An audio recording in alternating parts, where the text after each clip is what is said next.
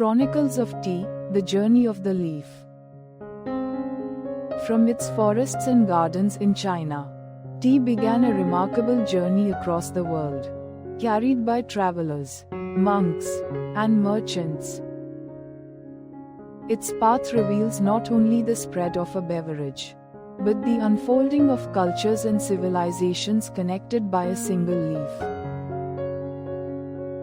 Tea first traveled east to Japan, carried by Buddhist monks as early as the 9th century CE. Seeds and leaves brought by these monks were planted near temples, where the Japanese refined tea into a ceremonial art. By the 12th century, Zen monk Eisai had written Kissa Yojoki, a treatise describing tea as both a spiritual aid and a medicine, echoing the Chinese understanding that tea was both body and mind. The Japanese tea ceremony, with its intricate rituals of preparation, still reflects these early practices.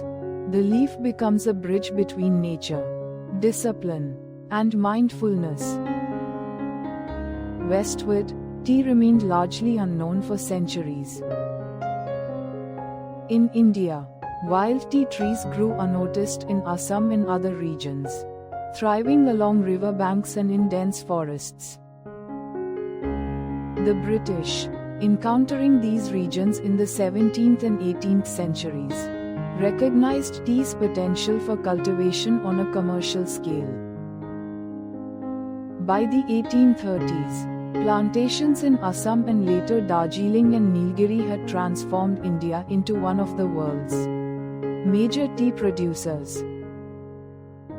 This expansion involved selecting cultivars, adapting Chinese cultivation techniques, and experimenting with fermentation and blending. Tea's arrival in Europe tells a story of curiosity, wealth, and trade. Portuguese and Dutch traders brought it in small quantities during the 16th century. But it was the British East India Company that turned tea into a global commodity. By the 17th century, tea had entered English society, first as a medicinal drink and later as a fashionable indulgence. It became a symbol of refinement, accompanied by porcelain cups, silver spoons, and the rituals of afternoon tea. By 1706, records show that English imports had risen dramatically, with tea reaching elite and merchant households alike. Each culture that adopted tea made it its own. In China, tea continued to evolve as green, oolong, and black varieties. In Japan, the powdered matcha became central to meditation. In India, spices such as cardamom and ginger were added, creating the beloved masala chai. In Britain, sugar and milk transformed tea into a social custom. Yet through all these transformations, the essence of the leaf remained the same, a source of alertness, calm, and connection.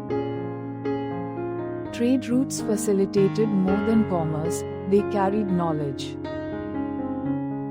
Botanists, farmers, and physicians observed cultivation techniques, flavor profiles, and medicinal properties.